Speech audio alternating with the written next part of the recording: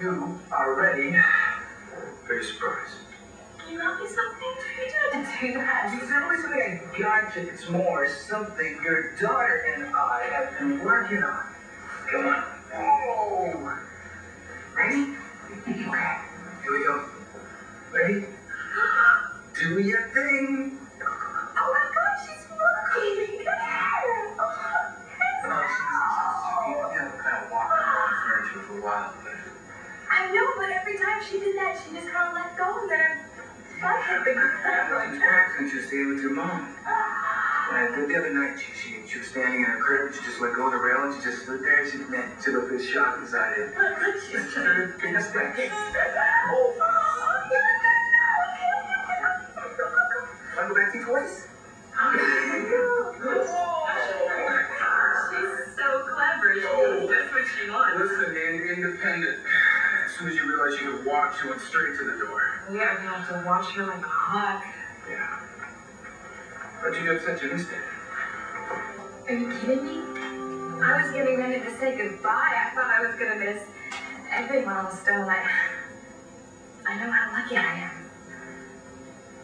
You know, everything that we went through, it was worth it. For us to be here together like this. Like a family.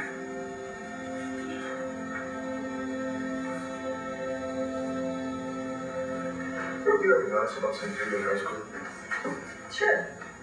His name was Kent Weeks, and he was a guitar player in a band, and he did a mean rendition of Shout.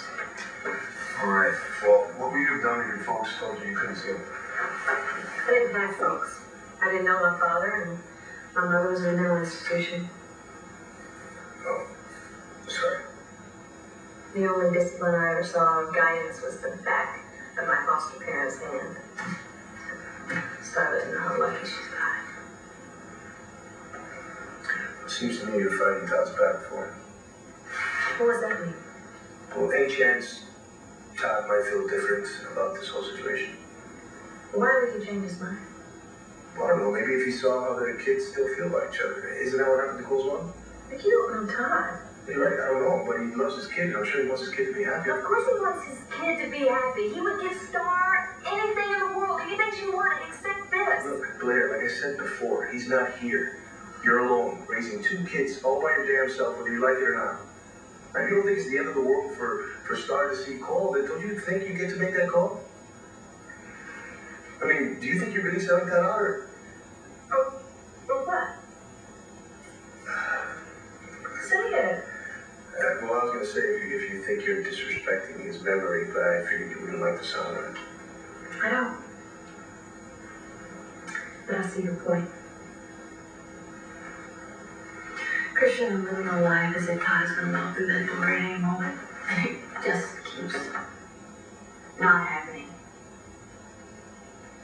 And I guess not allowing Starr to see Cole now just doesn't make any sense.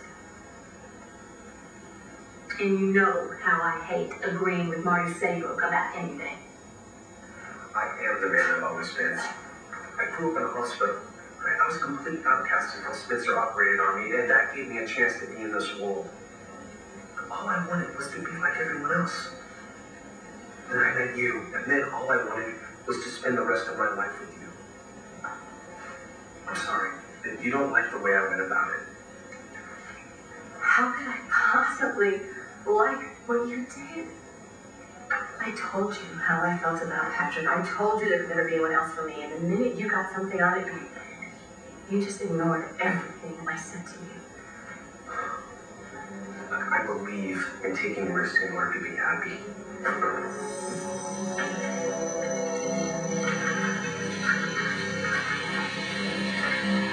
took the risk that I may never be able to make you love me. Well, you better get ready to live with that, because I never will. I'm not even trying.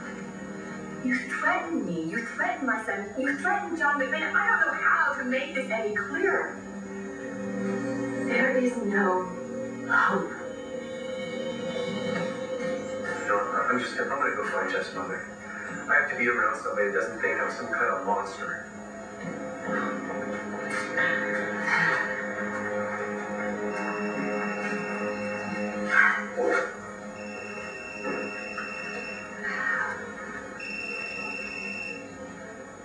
Sure, hi. I need to see you in my office right away. Can you tell me what about? It's about you and your new husband.